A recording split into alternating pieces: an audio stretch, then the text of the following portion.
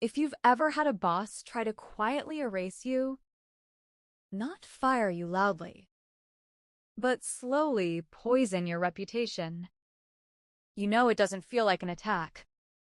It feels like gravity. Every meeting goes colder. Every opportunity disappears. Every compliment becomes concern.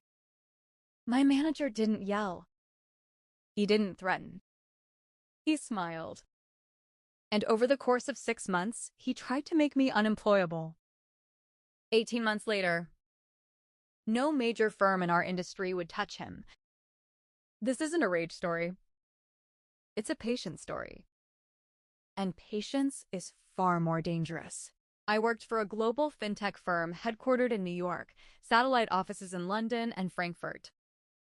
Mid-level strategy, high visibility, high pressure. My manager, Daniel Mercer, was the kind of executive who wore calm like armor. Harvard MBA. Ex-Goldman. Ford favorite. He called himself a talent developer. The first time he undermined me, I almost missed it. We were in a quarterly planning meeting.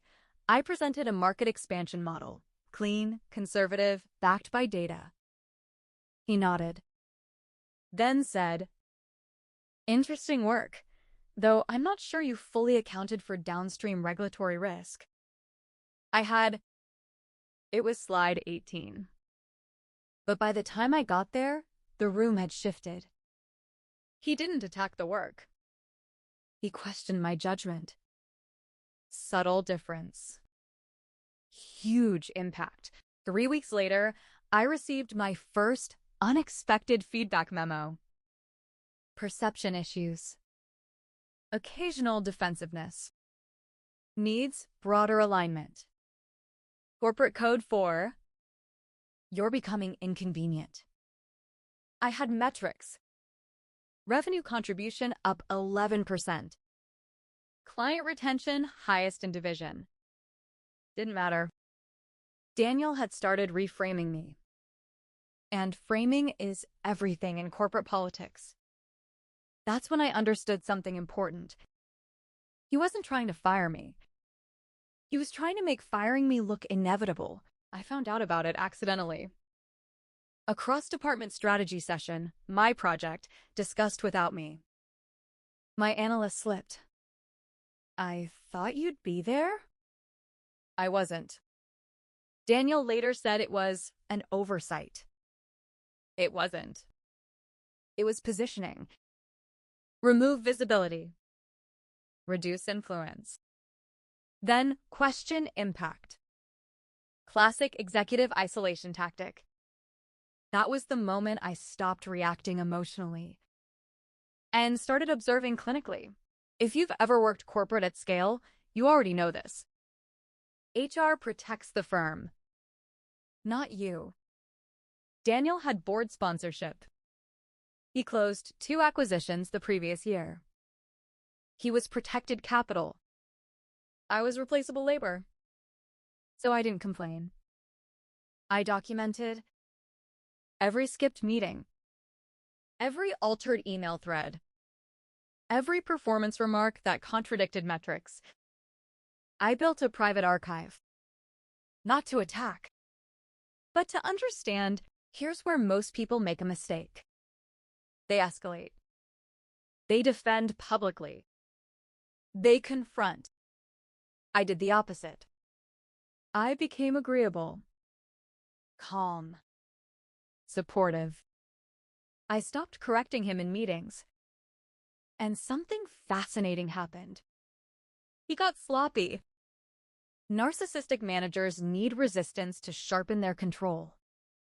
Remove resistance, and they relax.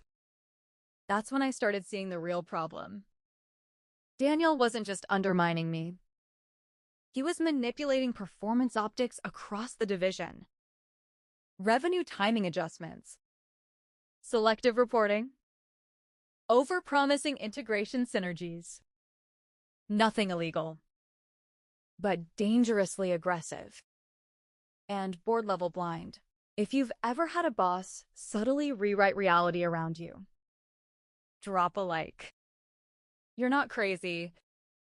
You are being repositioned. I shifted roles internally.